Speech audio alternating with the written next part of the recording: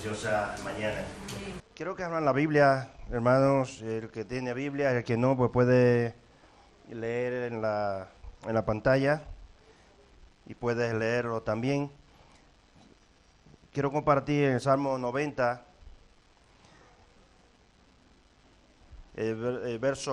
Salmo 90, verso 12.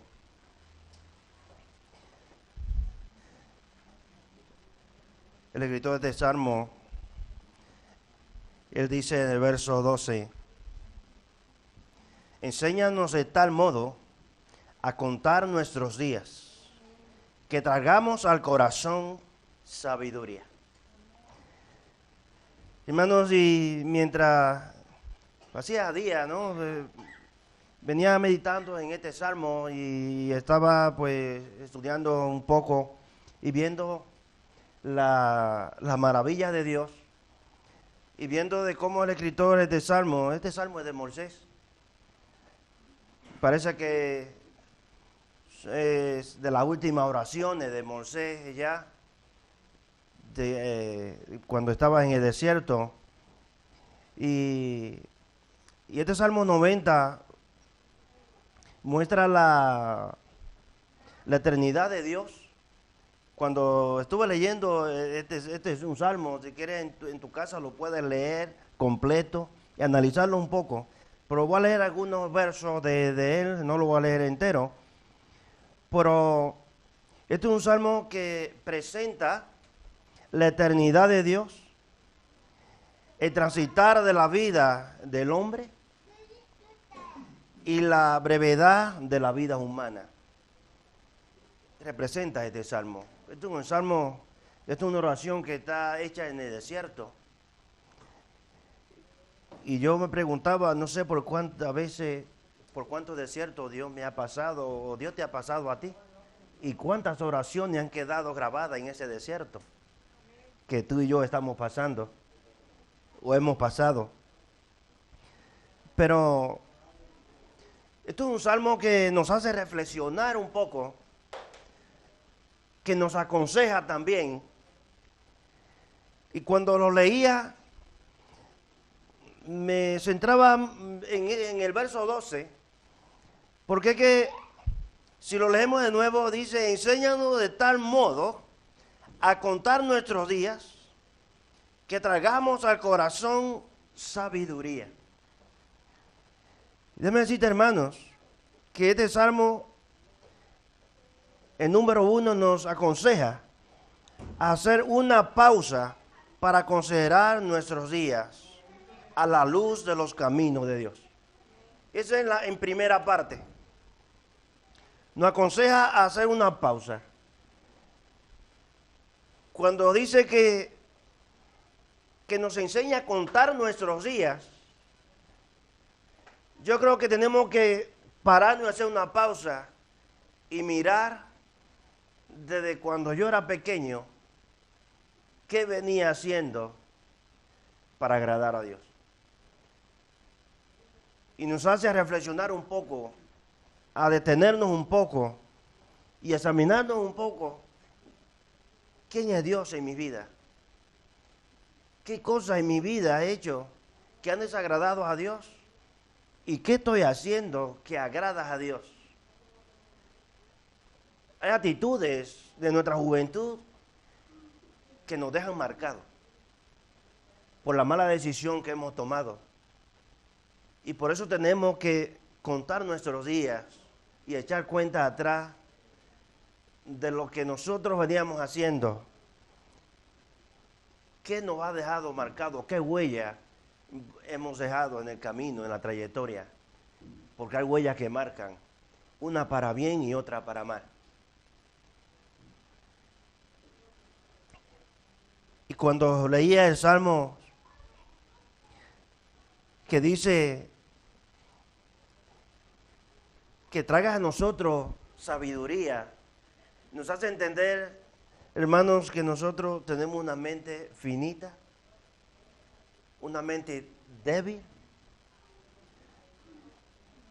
y que no alcanzamos a conocer más allá, y que el único que tiene una mente infinita, que lo conoce todo, se llama Dios. Y a Él conocerlo todo, Él quiere guiarnos por ese camino correcto. Y a veces atravesamos un desierto que no sabemos qué está pasando, qué está sucediendo. Pero en medio de ese desierto, Dios tiene un propósito contigo y conmigo. Por eso en el desierto, cuando tú y yo estamos caminando y vamos atravesando un desierto, no podemos cuestionar a Dios y hacer preguntas el por qué, sino que lo que tenemos que es depositarnos de rodillas y decirle al Señor, ¿qué es lo que tú quieres conmigo?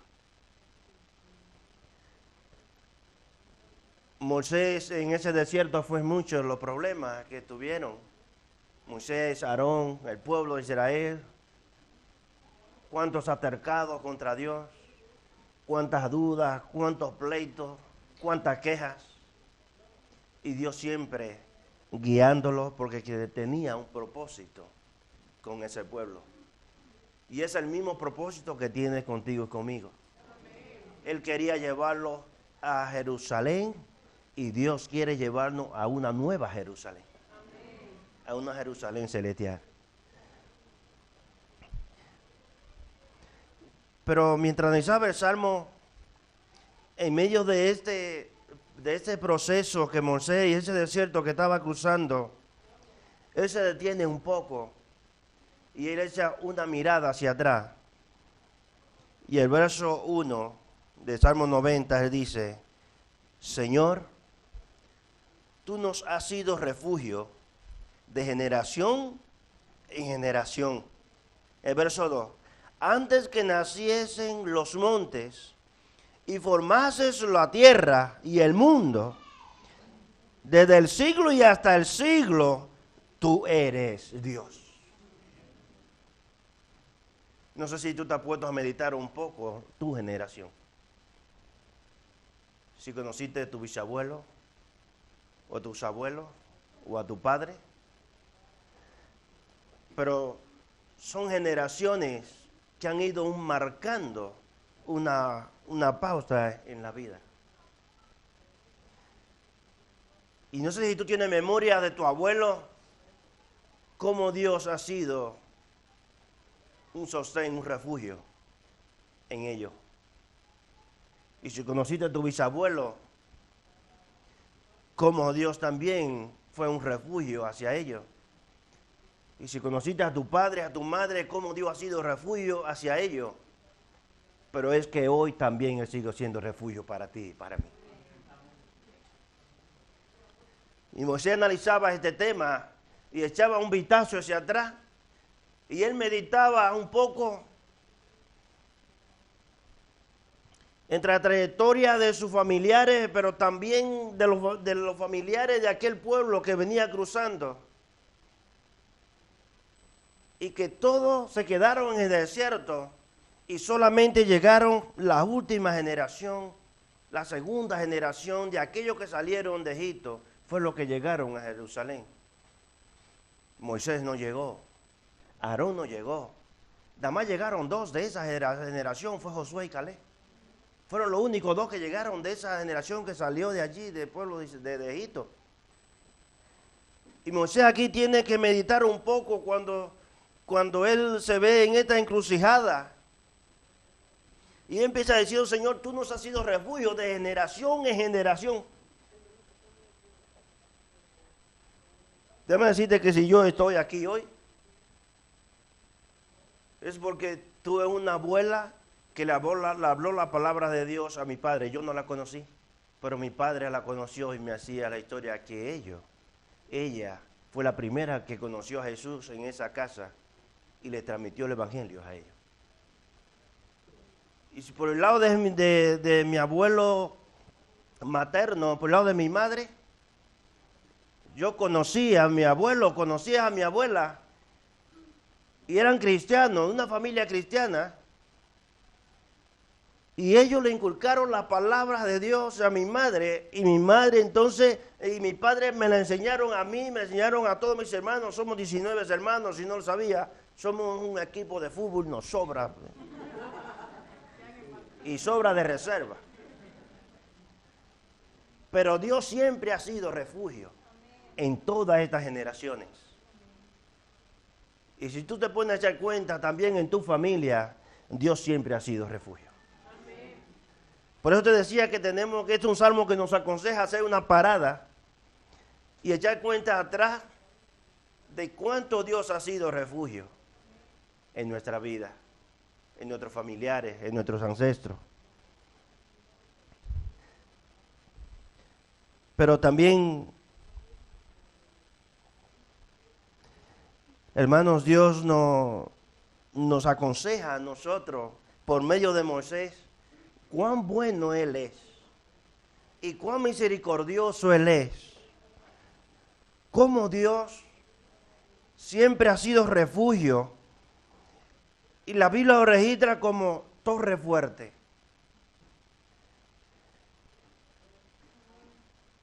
Y cuando dice que Dios es torre fuerte, es porque allí iban a refugiarse en los tiempos de la guerra, donde estaban la torre fuerte. En otra parte dice, tú eres mi castillo, y que allí también se refugiaban los reyes. Y cuando nosotros decimos, tú eres mi torre fuerte, tú eres mi castillo, tú eres mi libertador, estamos diciendo, Dios, tú eres mi refugio. Y tú lo has sido a mi abuelo, lo has sido a mi padre, y hoy sigue estando conmigo. Y cuando miramos a un Dios así, miramos a un Dios generoso, a un Dios bueno, a un Dios comprensible, a un Dios que no es que anda con el látigo dándote, sino que siempre te trae con cuerda de amor. Que te trae con cuerda de amor, que te trae porque quiere lo mejor para ti y para mí. Y que a veces es posible que nos pase por un desierto, porque Él quiere cambiar y moldearnos a su imagen.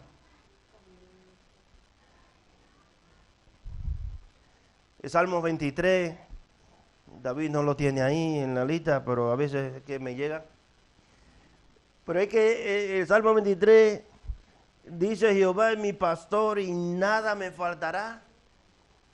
Me guiará por senda de justicia, por amor ¿de quién? De su nombre. No por amor de mi nombre, sino por amor a su nombre, por su fidelidad. Cantamos una canción, Tu fidelidad. Y es por su fidelidad. Y aunque ande en valle de sombra de muerte, no temeré mal alguno, porque tú estarás conmigo. Tu vara y tu cayado me infundirán aliento. Eso es lo que infunde Dios a tu corazón, a mi corazón, a mi vida, aliento, esperanza, paz, en medio de sosiego, en medio de desierto, en medio de adversidad. Eso es lo que transmite Dios, paz en nuestros corazones.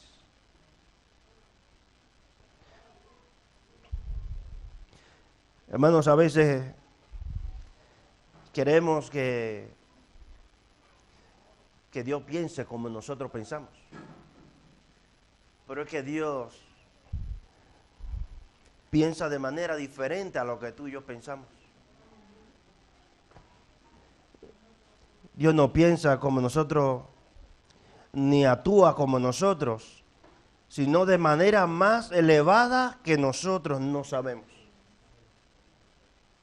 Esa es la forma de cómo Dios actúa. Por eso cuando nosotros miramos en medio de la adversidad y nos llega los contratiempos y nos llega la pregunta, nos llega la duda. ¿Por qué nos llega la duda? Porque empezamos a pensar y no encontramos más allá de nuestros pensamientos unas respuestas en nuestro interior que sea por nosotros mismos. Y es que nosotros no pensamos como Dios piensa. El pensamiento de Dios es diferente a lo que nosotros pensamos.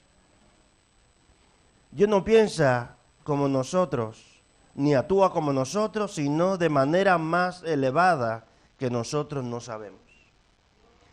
Isaías capítulo 55, versos 8 y 9, dice, mis pensamientos no son vuestros pensamientos, ni vuestro camino mis caminos, dijo ¿quién? Jehová.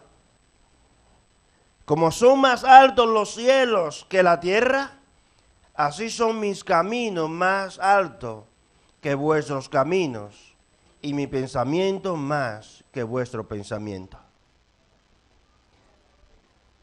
Entonces, cuando yo medito un poco y leo la Biblia,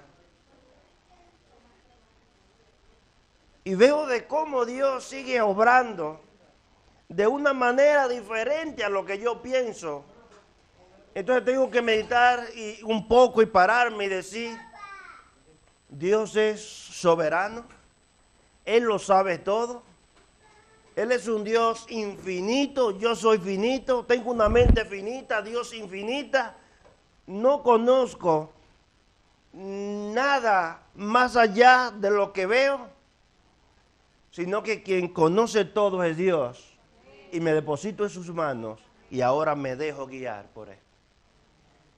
Me guiará por senda de justicia, por amor a su nombre. Él es quien guía nuestros pasos. A pesar de nuestra dureza, a pesar de nuestro corazón tan duro,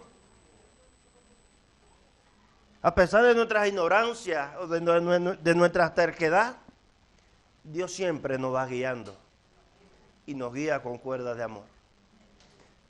Pero no olvide que también en ese trayecto, en ese proceso, tenemos que mirarlo como un buen alfarero. Él forma la vasija. Y si la vasija se forma mal y está mal formada, vuélvela de barata y la hace de nuevo.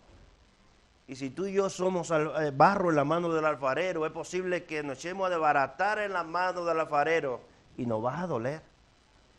Pero vamos a hacer una vasija de nuevo, una vasija hecha a su imagen. Vamos a hacer una vasija de honra.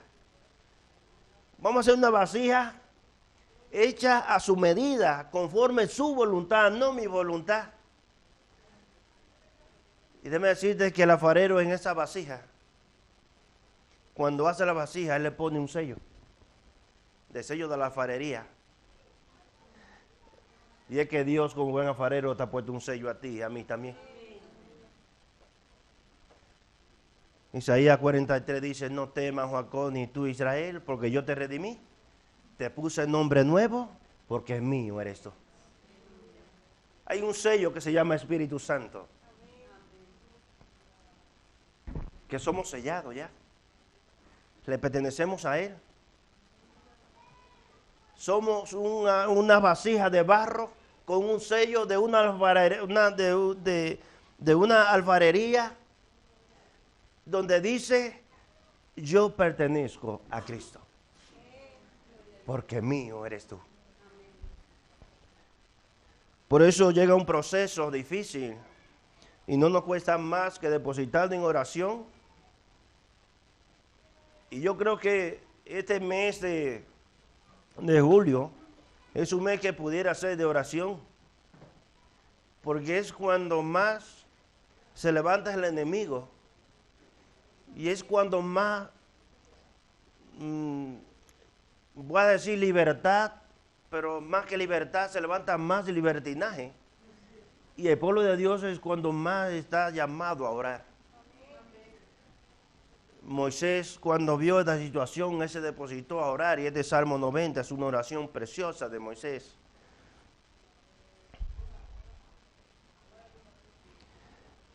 Hermanos, el número 2, este Salmo nos hace reconocer el don finito de nuestra vida aquí en la tierra.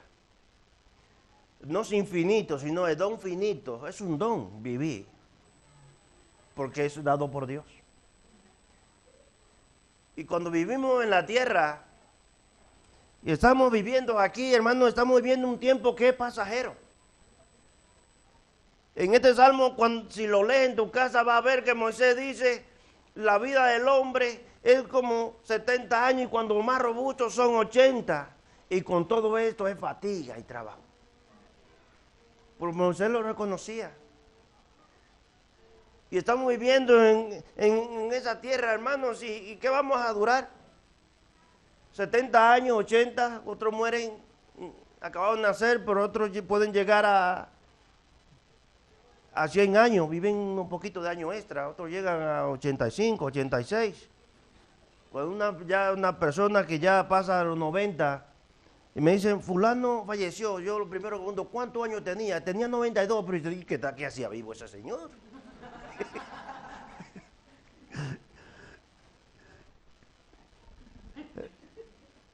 Hermanos, es que son, ya después que tú pasas de los 80, son años extra que Dios te está regalando, aprovechalo.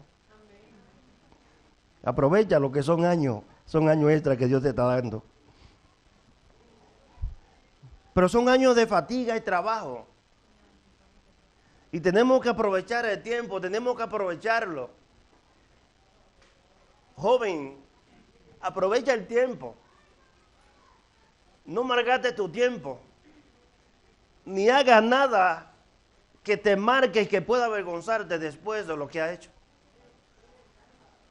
Pero el tiempo que aprovecha el tiempo.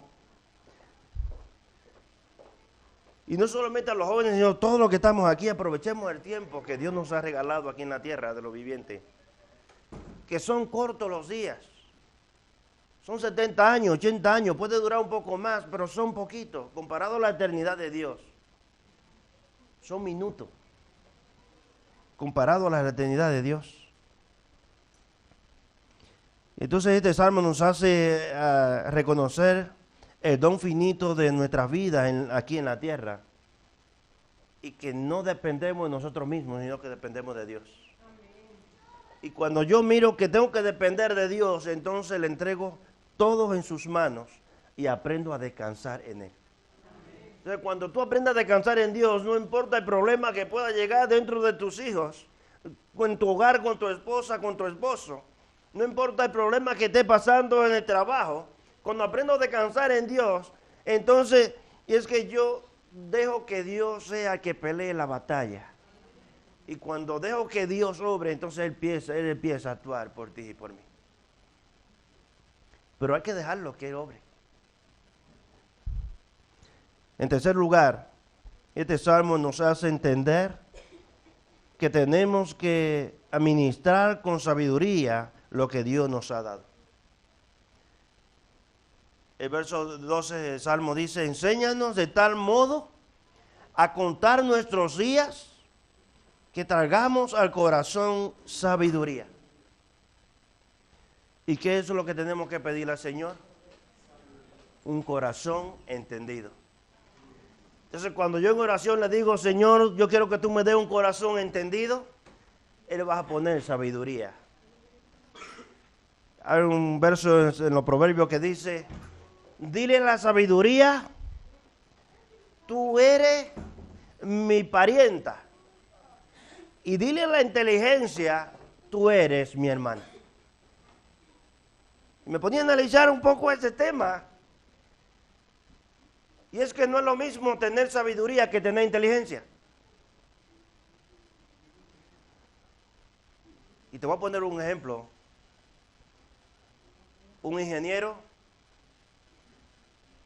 empiezas a hacer una carretera o empiezas a hacer una casa porque hay un arquitecto que diseña el plano. Entonces aquí, ¿quién es el inteligente? El arquitecto. ¿Y quién es el sabio? El ingeniero. Entonces tenemos que darnos cuenta entonces que no es lo mismo tener sabiduría que tener inteligencia. Y el libro de Proverbios dice, dile la sabiduría, tú eres mi parienta, pero dile a la inteligencia, tú eres mi hermana, porque la sabiduría, como es mi parienta, tengo que tratarla con confianza.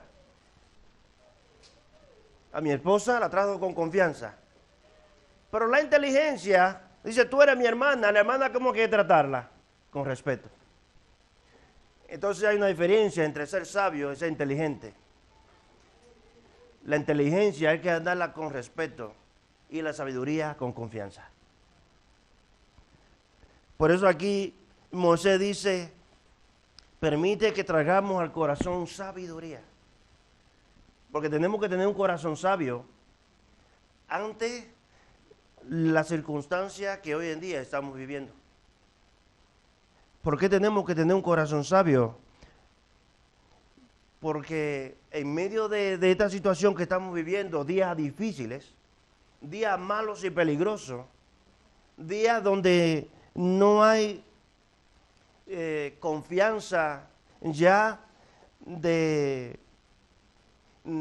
amistades, donde ya se está cumpliendo lo que dice en el libro de Mateo, no habrá padre para hijo, hijo para padre, no habrá, se levantará ya nación contra nación, reino contra reino, o sea que no va a haber una confianza, lo que va a haber es una guerra continua.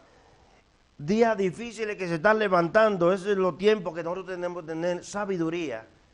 Pero es una sabiduría que nosotros no lo vamos a obtener solamente leyendo libros y viendo noticias, sino que la vamos a tener leyendo la Biblia, pero en el temor de Dios. Entonces, cuando tú tienes temor de Dios, tienes sabiduría. La Biblia dice que el principio de la sabiduría, ¿qué es? El temor a Jehová. Entonces, cuando yo estoy orando, lo primero que tengo que pedirle al Señor, dame un corazón entendido para poder tener sabiduría en medio de los problemas y la adversidad que presenta el mundo. Nos hace entender a que tenemos que administrar con sabiduría lo que Dios nos ha dado. Y la pregunta es, ¿qué es lo que ha dado Dios? Dios ha dado perdón, nos ha dado salvación, salvación eterna, vida eterna. No material, sino las cosas espirituales. Te estoy enfocando en las cosas espirituales. Las cosas materiales son buenas. Hay muchas iglesias que van sobre las cosas materiales. Pero no, lo material ya es material y aquí se queda. Lo que tenemos que preocuparnos por las cosas espirituales. Porque si me preocupo por las cosas materiales, por más que quieras acaparar y tener riqueza, lo que quieras, pues todo eso vas a quedar. En el momento que mueras, nada de eso te vas a llevar. Pero cuando nos afanamos por las cosas espirituales, entonces eso sí, que es la riqueza verdadera. Porque vamos a ser ricos por los siglos de los siglos en Cristo Jesús. Y esa es la riqueza que nosotros tenemos que afanarnos. ¿Y qué es eso lo que Dios nos ha dado? Dios nos ha dado perdón por medio de Jesús. Nos ha dado salvación eterna, vida eterna. Y esto entonces me hace preguntar, ¿qué he hecho yo en todos estos años de mi vida para agradar a Dios? ¿Sí me ha dado perdón? ¿Sí me ha dado salvación eterna? ¿Me ha dado vida eterna? Me hace pararme en el camino un poco como Moisés y meditar un poco qué he hecho yo en toda la trayectoria de mi vida para agradar a Dios. Y entonces tengo que pararme y qué ahora tengo que hacer para seguir agradando. ¿Dónde yo he fallado? Déjame decirte que el hombre puede señalar las malas decisiones que tú has hecho. El hombre te puede marcar, pero es que Dios no te marca. Dios no te señala, Dios te perdona. Y eso es lo bueno de Dios, que es un Dios generoso, que no te anda señalando por los errores que tú has hecho en el pasado, sino que te trae con cuerda de amor y echa todos los pecados atrás y no se acuerda más de ellos, sino que tiene contigo misericordia, que tiene misericordia por cada uno de nosotros. Eso es lo que Dios hace. Y me hace preguntar, ¿qué he hecho yo en todos los años de mi vida para agradar a Dios? Y me hace hacerme otra pregunta, ¿estoy aprovechando el tiempo? ¿O me estoy lamentando?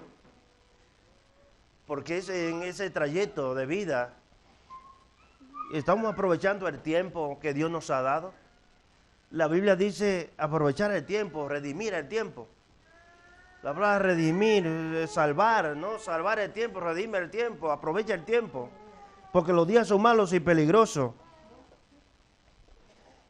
Entonces me hace preguntar, ¿no? ¿Estoy aprovechando el tiempo o me estoy lamentando en medio del tiempo por las circunstancias? Y es bueno aprovechar el tiempo que Dios te ha regalado a ti, que Dios nos ha dado. Aprovechémoslo el tiempo al máximo, pero aprovechémoslo en el Señor. Y en cada momento que tenemos oportunidad, orar a Dios. Y en cada momento que tenemos en nuestro trabajo, donde quiera, pues depositémonos en oración a Dios y vamos a pedirle al Señor. Hay mucho por qué orar. Hay muchas necesidades dentro de las iglesias. Hay mucho ministerio por qué orar. Hay mucho por qué aclamar a nuestro Dios. Y es bueno que aprovechemos el tiempo en estos tiempos tan difíciles que estamos viviendo, que podemos aprovecharlos al máximo. En Efesios capítulo 5, versos 14 y 17, el apóstol Pablo pues le escribe a la iglesia de Éfeso y él pues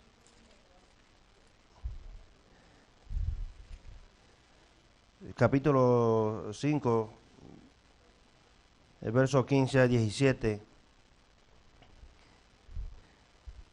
dice: mirad pues con diligencia cómo andéis, no como necios, sino como sabios, aprovechando bien el tiempo, porque los días son malos, Por tanto, no seáis insensatos, sino entendidos de cuál sea la voluntad del Señor. Y en eso sí que tenemos que nosotros que estar a cuenta con Dios, de pedir al Señor un corazón entendido. Como decía Moisés, aprender a contar nuestros días, que trae al corazón sabiduría. Tener un corazón entendido en estos tiempos que estamos viviendo, porque son tiempos malos y difíciles. Y voy lo leo: mirad pues con diligencia cómo andéis, no como necios, sino como ¿quién? Como sabios. Hay un verso en la Biblia de cuando Jesús le habla a los discípulos y él le dice: sean mansos como paloma, pero sean astutos como serpiente. Y en este tiempo que estamos viviendo tan difíciles, hay que ser manso como paloma. Pero tenemos que ser sabios, tenemos que tener astucia. Porque si hay un astuto, se llama Satanás. Pero es que Dios va por encima de todas las cosas y Él nos ha dado a nosotros sabiduría para poder entender en medio de estas situaciones que estamos viviendo, depositar nuestras rodillas a Dios y llevarlo todo en oración a Dios. Y eso es la sabiduría que Dios nos da. Aprovechando bien el tiempo, dice el verso 16, porque los días son malos. Por tanto, no seáis insensatos, sino entendidos de cuál sea la voluntad de Dios. Y ahí viene la pregunta, la que muchas veces nos hacemos: ¿y cuál es la voluntad de Dios en mi vida? En una ocasión, una chica, cuando nos congregamos en otra iglesia, se acercó y ella hacía esa pregunta: pero ¿cómo yo sé que yo estoy en la voluntad de Dios? ¿Y cuál es la voluntad de Dios en mi vida? Hermanos, el libro de los Romanos capítulo 12, verso 1 y verso 2, dice que la voluntad de Dios es buena, agradable y perfecta. Entonces, cuando yo me deposito en los brazos de Dios, estoy en su voluntad y lo que Él haga conmigo va a ser bueno, porque quiere lo mejor para mí. Es como el padre que quiere lo mejor para sus hijos. Ya un padre que quiera lo peor para sus hijos ya no se le podrá llamar padre. Porque un padre, un verdadero padre, quiere lo mejor para sus hijos. Y eso es lo que Dios quiere para nosotros, quiere lo mejor. Ha preparado morada eterna para ti y para mí. Y nos ha dado vida para que aún después de la muerte tengamos vida eterna en Él. Porque quiere lo mejor para nosotros.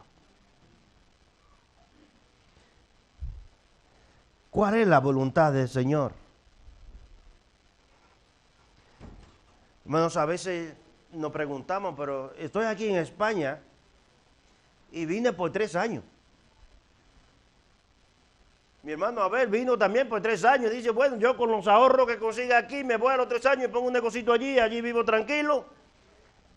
Yo vine con la misma idea por 3 años, ya llevo 18 aquí. En la voluntad mía, yo vine por 3 años, pero la voluntad de Dios todavía yo no sé cuántos años voy a durar aquí. Por eso me compré la casa y estoy trabajando tranquilo, ya mi familia está criada. Y yo dije, estoy en la voluntad de Dios y donde Él me quiera llevar, allí iré. Pero hasta ahora la voluntad que yo sé, la voluntad de Dios es que esté aquí con ustedes y que esté predicando y alabando y glorificando su nombre. Amén. Y si la voluntad de Dios es que tú estés aquí y está empezando, no te lamentes. A veces estamos y digo, cualquiera se compra el billete y se va otra vez.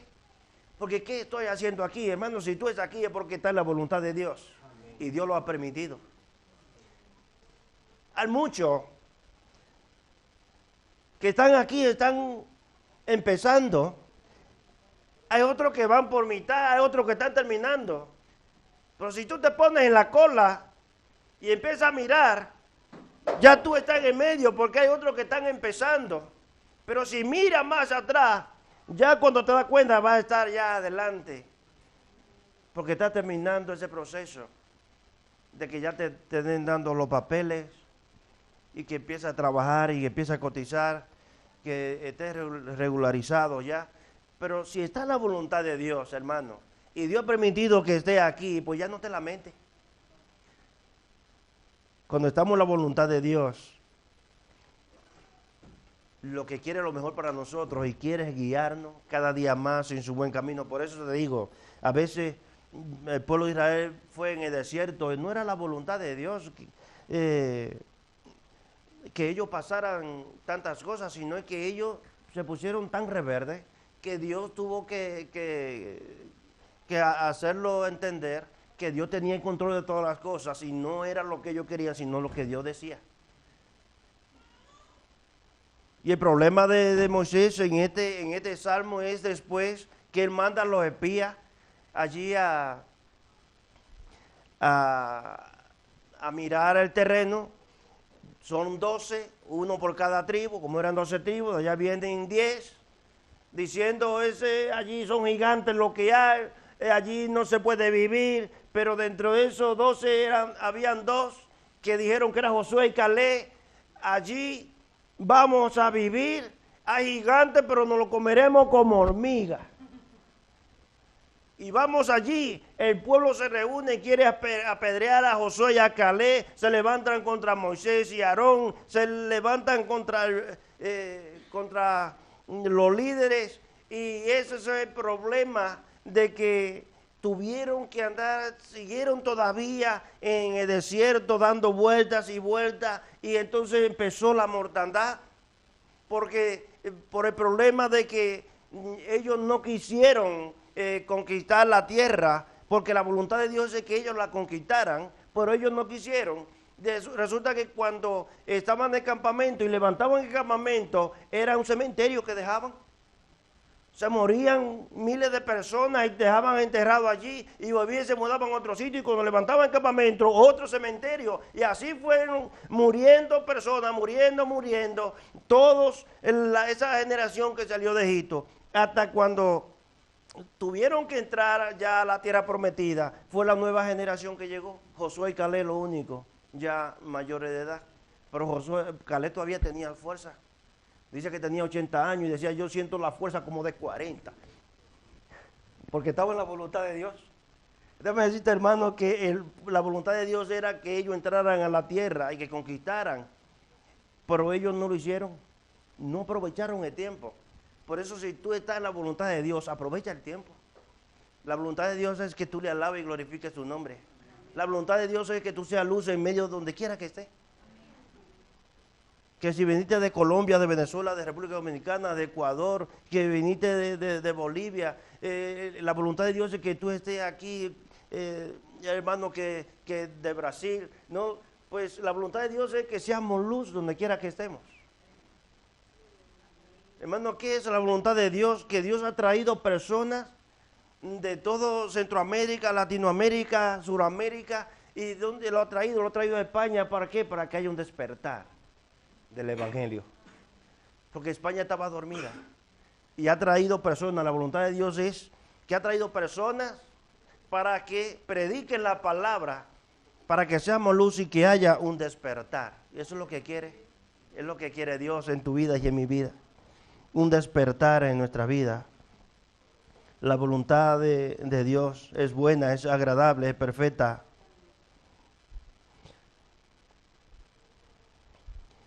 Hermanos, necesitamos un despertar en nuestra vida y eso es lo que tenemos que pedir al Señor, que ponga un despertar para seguir alabando y glorificando su nombre. Que haya un despertar en nuestro corazón, una disposición de aprovechar el tiempo, de que le estamos sirviendo a Dios y que aunque tú no le puedas ver, Dios es real. Que aunque no le puedas sentir, Dios está ahí. Y que Dios es fiel. Y que Él ha prometido y siempre ha cumplido. Y Él le prometió a Abraham, le prometió a Isaac, le prometió a Jacob, y Él ha cumplido. Y hoy nos ha prometido a nosotros y también nos está cumpliendo. Y el propósito de Dios era que desde Abraham siempre estaba mirando, cuando miramos el libro de los Hebreos, vamos a ver los héroes de la fe, y allí está Abraham, Isaac, está Jacob, y él dice, el escritor de los Hebreos, capítulo 13, el cual ellos anduvieron como mirando a la invisible, anduvieron errantes en el mundo porque tenían una ciudadanía cuyo arquitecto y constructor se llama Dios. Y ellos no miraban las cosas terrenales, sino los espirituales. Ellos miraban, y eso es lo que Dios quiere con nosotros. Que no nos miremos solamente, nos aferremos a lo material. Es que a veces queremos andar así, a lo material. Siempre miramos, somos seres humanos. La carne siempre mira hacia ahí.